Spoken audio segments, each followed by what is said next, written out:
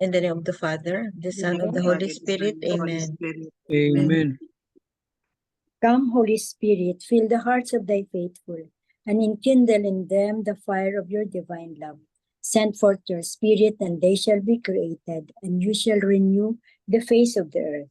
O God, who by the light of the Holy Spirit did instruct the hearts of the faithful, grant us by the same Holy Spirit to release what is right and just, and always to rejoice in his consolation, through Christ our Lord. Amen. Amen. Amen.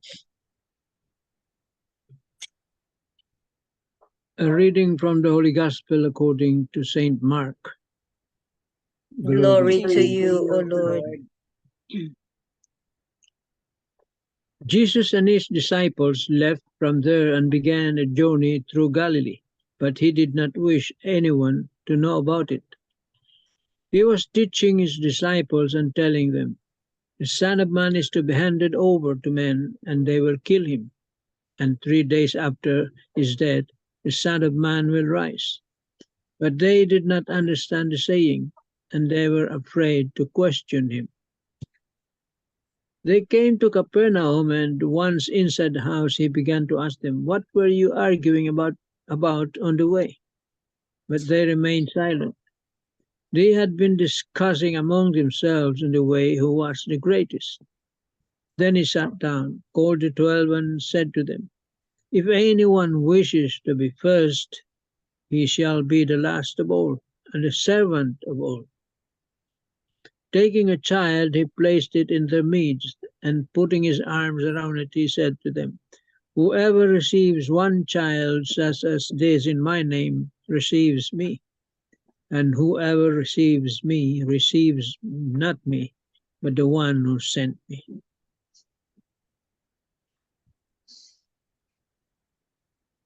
The Gospel of the Lord. Praise to you, O Lord Jesus Christ. Italin. The 3 pointers for today's Gospel. Number 1, human society is hierarchical. By nature, we need good leaders. Only then can humankind progress in an orderly fashion. Number 2, yet after the fall of Adam and Eve, pride, avarice, and jealousy corrupted human nature, causing individuals to want to dominate others. Number 3, Christian servanthood is always at the service of others. May the Holy Spirit empower our political, church, and all leaders to lead and serve as Jesus did. Amen. Amen. Amen. Thank you very much, Tita Lynn. So today's gospel, Jesus mentioned again the little kids, a childlike, be like a child, be like children, because children are innocent, children are sincere, children are non-judgmental. Yun ang gusto ni Jesus kasi the most the best quality of a person that Jesus really, really wants from us is the quality of being humble, humility. Yun, humility. Kasi if you are humble, everything else follows if you are humble. So the two apostles were talking about who is the greatest among them, no, who is the greatest, and then Jesus heard them discussing who is the greatest, and then sabi ni Jesus, those who want to be the first will be the last, and the last will be the first. Ay ibig sabihin ni Jesus, according to one of the homilies na watch ko, no, this is about humble, be humble, about humility. Kasi if you are humble, if you have this humility, what you do is ano mo lang muna ang iba, saka na lang ako. You first and then me last. Yun ang yun ang ibig sabihin. Pero as human as we are, no, gusto natin greatness eh. I mean, Sino bang hindi gusto magiging great? But it's not a sin to be wanting to be great. It's not a sin. But if you mix it with something else, like you want to be great kasi gusto mong palagi kang nasa taas, and then nagiging jealous ka, nagiging competitive ka, and then if you become competitive no to the rest of others, no, ang tendency mo is magiging judgmental ka, self-righteous ka kasi ikaw na ang the greatest. Pero in other words, worldly greatness is iba sa greatness na sinasabi dito ni Jesus. Ang worldly greatness is for example, kung sino ang pinaka-popular, yun ang great sa tao.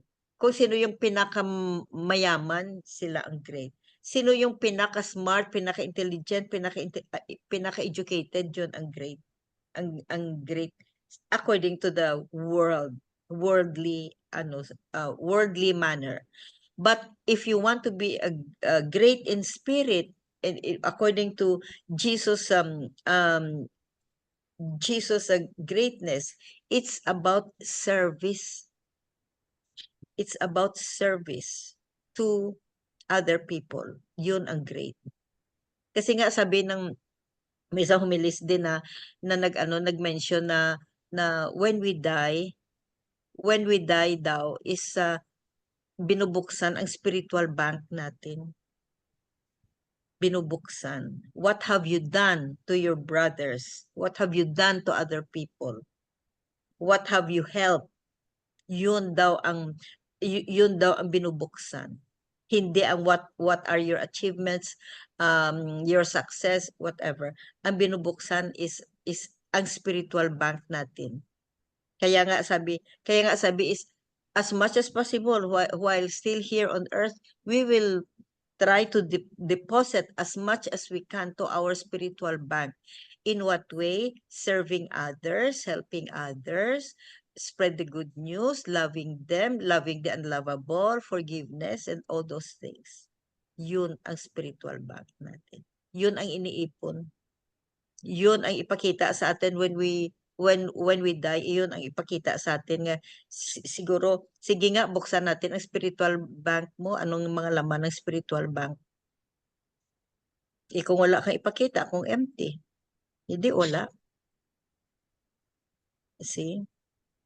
Narinig ko yan ang spiritual bank na narinig ko yan sa brother ko noon nag-attend siya one time, nag-reflection. Tapos nakaano sa mind ko na, oo nga, no, totoo, no.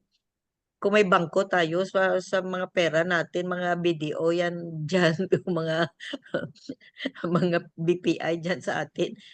ang asikasuhin natin, especially ako nowadays, no, modern life natin, no, asikasuhin natin ngayon ang spiritual bank natin, dapat magdeposito tayo everyday. May tubo pa yan, hindi natin alam, tinutubuan niya ni Jesus. Kaya let's keep on depositing anything good. Anything good. Especially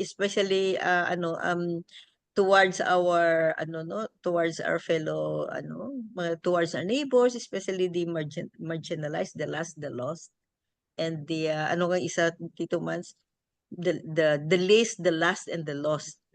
Yun, mga marginalized people. Yun. And let's be like children according to Jesus. Yun palaging gina-example ni Jesus. Be like children. Kasi sila ang innocent and they don't have voice. They are innocent, they are sincere, they are non-judgmental, they are all trusting, they are dependent. Yun ang gusto. Yun ang gusto ni Jesus sa atin. Be dependent to our Lord. We cannot do anything without our Lord. Kaya don't be arrogant, don't be self-righteous. Kasi we are very dependent to our Lord for everything and anything. Amen. Amen. Amen.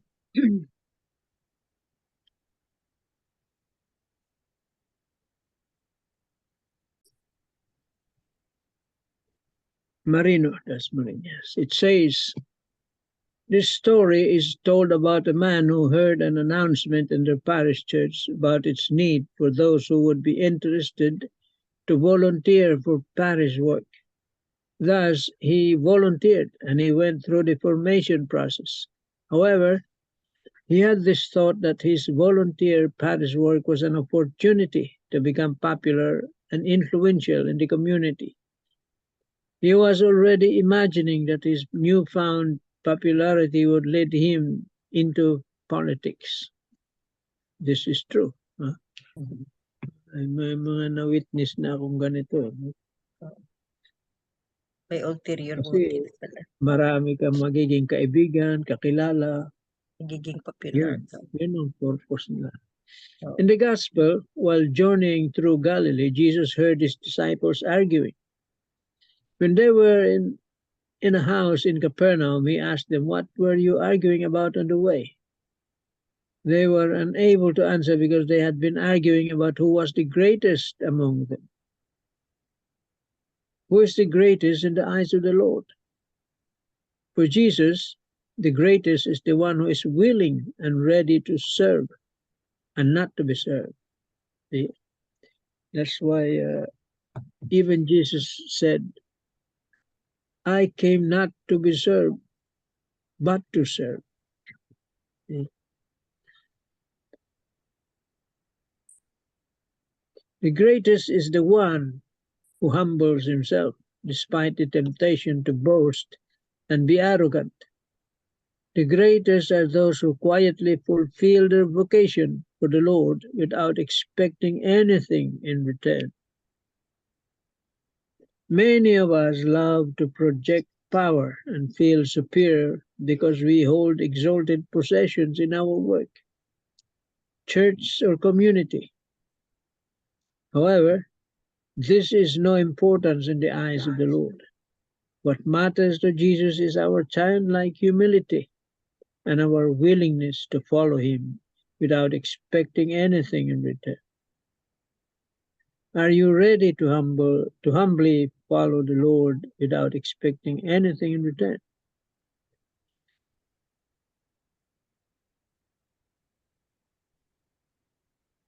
Marino Das Marinas. Amen. Beautiful. Amen. Beautiful reflection. And it's very true. I agree, Tito Manny, no? Number one na example sa sinabi mo is the politicians, no? They want to be the first, they want to serve, they want to be popular, kaya pala may ulterior motives sila. That is yan ang first step, no, to be popular. To be Involve popular. yourself in religious or whatever community. Join any societies or whatever. Yun. That is the start. Doon nag-uumpisa lahat. Lahat na politicians is nakamaskara eh. Nakamaskara sila. Kasi in joining, you meet people who will vote or prospective voters when you run for a public office. And the worst thing here is in trying to be popular, you try to step on other people's shoes. We have that grab mentality. In order to go to the top, try to bring people down. Yan. To prove yourself that you're the best. Yeah. Yan ang tao. No? But Jesus proved them wrong. Because the only way to be popular or to be great is what you have said. That's why Jesus took a child, no? Placed it in the midst as a model. Yeah.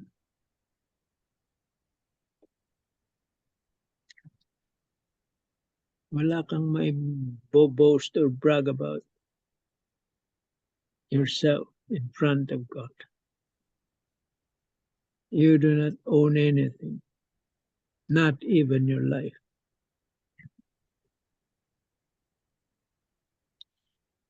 Okay, amen tayo dyan. Amen.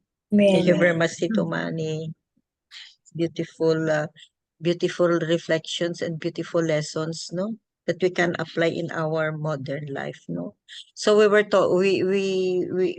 we talk about the spiritual bank na dapat may deposito tayo palagi. So when I ask each one of you siguro, no, what are you planning this week, no, na ano sa spiritual bank natin? Ano kaya maidagdag natin, no, sa spiritual bank natin? So, please go ahead, Tita Flor. Helping the needy and to be grateful for them and must be kind to one another. Yan ang gagawin mo this week. Yun, may dagdag ka na sa spiritual bank mo. May deposito ka na. May deposito na ako. Also, just by praying for other people, no? Praying for Yun ang Mm. just by praying for other people, yun. So that's a sign of loving them and service din yan. So it's not hard ba yan, no? It's not hard, no? Because thank God, no, we have this ministry, no, we have our group na just by sitting down in your you don't have to go places ba, you don't have to meet friends ba. Pray for them lang. It's already a big thing. Pray for those, especially pray for those people, no, especially those who need spiritual healing. Yun ang importante, spiritual healing. That means na pray for the sinners, as simple as we are, no, pero we can pray to other sinners ba, nakita natin ng mga those who go astray ba. Kahit na start within your family or your loved ones pa. Doon ka mag-start. You don't have to go places. And of course, mas mabuti kung may time ka, just like Tita Helen, she has the na sa CWL niya. Much involved, very involved si Tita Helen sa grupo niya. Pero those who have no group ba, no group, wala tayong mga ibang grupo na community na joining, nga naga-join tayo, no, we can always pray for them, and we can always whatever form na be Christian, be a Christian, but the most powerful one is pray for them and be open to the needs of other people ba. Amen. Amen. Amen. Sige po. Please go ahead, Tita Helen. Yes, thinking about our spiritual bank, I thank God for giving me the chance to know people in our parish, and there are many sisters of mine who are always decluttering their cabinets like that, and then they have to text me na, Sister Helen, meron na akong mga damit na ipon. I had been collecting clothes and old books and sending them to the Mangyan in Mindoro. 2 weeks ago, I have 12 sacks, tita. Kasi neighbor, kasi nga ang business niya is ukay-ukay. And then nagbagyo, nabasa. All I have to do is to hang them, and then yung pamalahon ka, o sometimes kung di naging matraka, isang agi lang sa washing, and then I have to mend pa kung may mga buslot ang mga shorts. That's why I bought talaga garter na isang rolyo para I have to change it, kasi in my heart, I can't afford to send them to Mindoro, Mansalay, Mindoro, na lagak ang shorts or may tas that, like that. So, Oo. I do it after our prayer time while Nana is singing. Every night I have one shorts or one duster or no na hinatahi ko lang by my hands. Oh, Wow. wow. Ginapak ko gidra kang I gather all the straw na makita ko sa mga sisters ko. Hinatahi ko ang sako. I don't buy the sacks. I ask it from the store of my sister na ihugasan ko para kay smell ng feeds. I am doing so nakilalanda ako na nag-accept kang mga old clothes. So sometimes it's old clothes, mga bago pa, then I send it to Mindoro. I don't spend anything, kita, kasi gina-pick up ng service ng Committee of German Doctors for Developing Countries.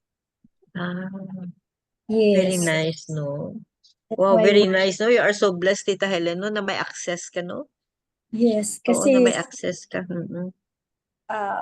I can't say na how will I thank God for giving me this house where I stay. I didn't spend any cent together with Nanay because of that German couple na nagtulong sa amin, tita.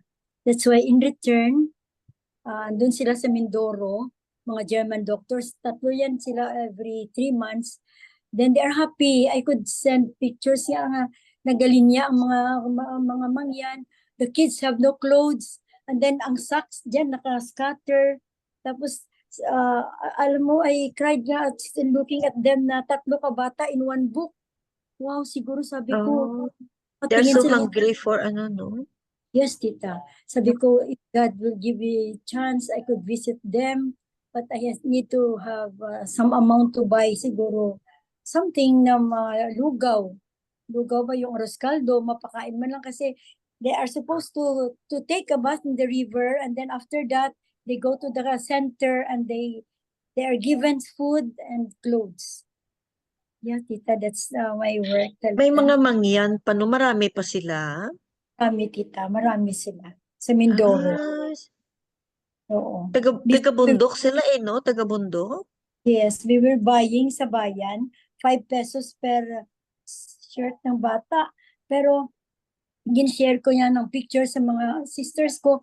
Now, they are always giving me pag sila, pag mag-declutter, mga ganyan. So, gina-aduan ko sa balay nanda. That's my work. Tita Helen, thank you. Baka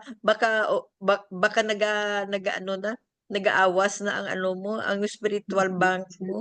Hindi ba? Hindi pa. Paano pag-awas ka? Kasi it's like a gantangan, sabi ni tatay ko. Our gantangan, ano Hindi ba yan? makalis.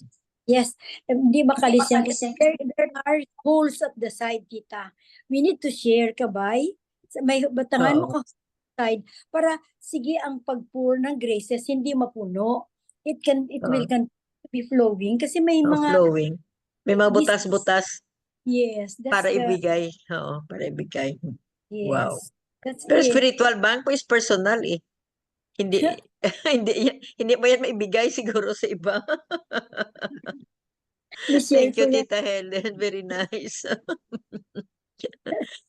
I know Tita Flor has ano din mga close friends ng ano no ng Madre no. Kasi nga Tita Flor ang sister niya is Madre. So maski na sa prayers lang pwede si Tita Flor. Tita San may ano ka? Yes, I would just like to share yung reminder ng homilist today.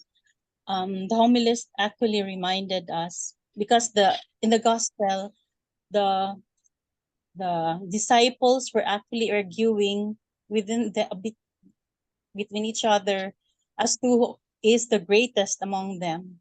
And the homilist actually advised us and reminded us that we should not think that we are better than another person, because there will always be someone who is better than us in every way.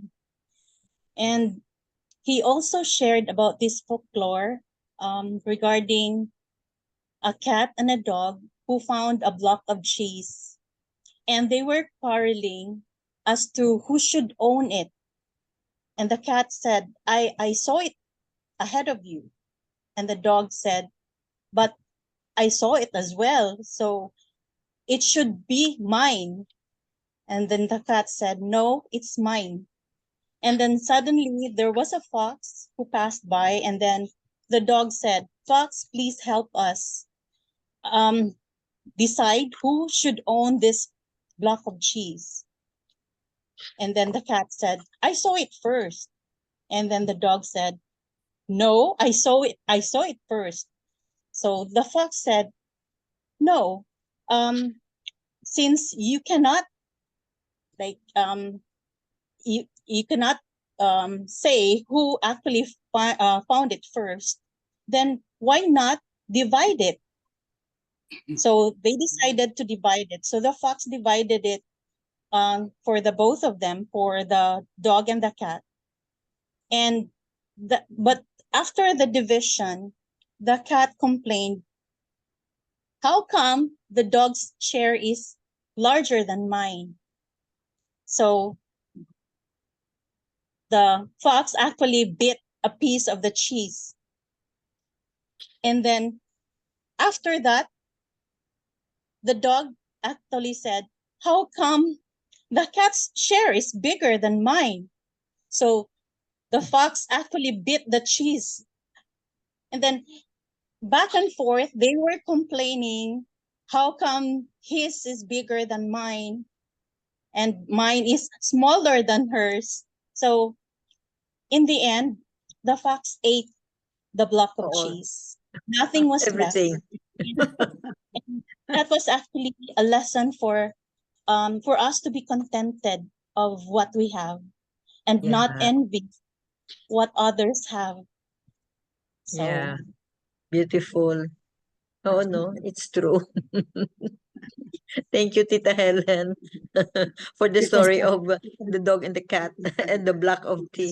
I mean of cheese. Yeah, lesson in life. Oo. yes.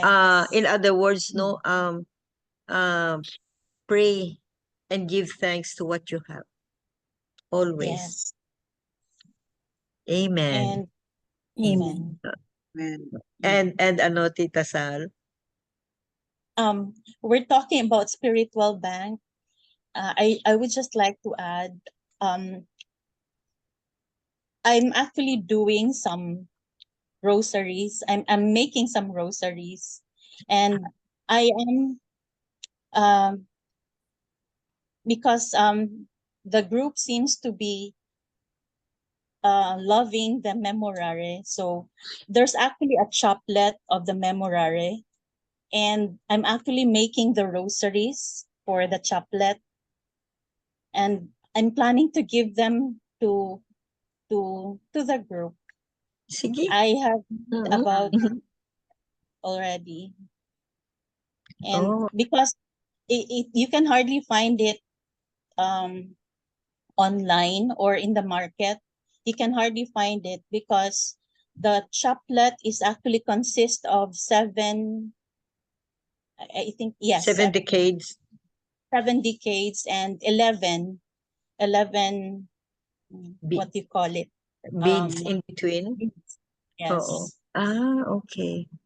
So, Reserve one for me, please. Magkita yes, tayo pagdating ko dyan. I'm planning to actually mail them. If not, I'll give it to Doc Bell. I'm Siya na not sure bahala. how. Oo. Yes, but Kay Tita Bel lang, kasi isang utos niya lang yan sa sekretarya. yes. Ma-facilitate ni Tita Bel. Oo, Mm-mm. thank you. Thank you in advance. So that's Let- it goes to your spiritual bank. Yes. That's also in reparation for my sins Yeah. and the sins Oo. of ancestors. Oo, and the sins committed by our loved ones. So Oo, palagi natin i-pray. So yours is the rosary beads, no, and the offering, offer everything for the reparation of our sins and the sins of other people. That's a very, very strong commitment for this week. Spiritual Yeah. bank natin. So any other? Wala na. Wala na. O sige, that ends our Zoom prayer meeting and reflections for today, and happy Sunday for the rest of you. Alam ko gabi na dyan. Sa akin dito is nag-rest pa lang ako. I mean, nag-start pa lang ako ng Sunday ko dito. So thank you, Lord, for the blessings, and we look forward for more blessings, more love from you as we enter the new week, and hopeful for your blessings and love and mercy, and good health as we spread and share your good news. Amen. Amen. Amen. Closing, The floor. our closing prayer is, Dear Father, when you select us for leadership positions, we will accept them with humility instead of leading with tyranny. We will lead with love and open-mindedness. In Jesus' name, amen. Amen. And all together, please. Glory be to the Father, to the to the Father, Son, to the Holy Spirit, as it was in the beginning, is now, and ever shall be, world without end. Amen. In the name of the Father, the Son, and the Holy Spirit. Thank you all. Thank you very much. Love you guys. Thank you. Thank you for the sharing. Very nice.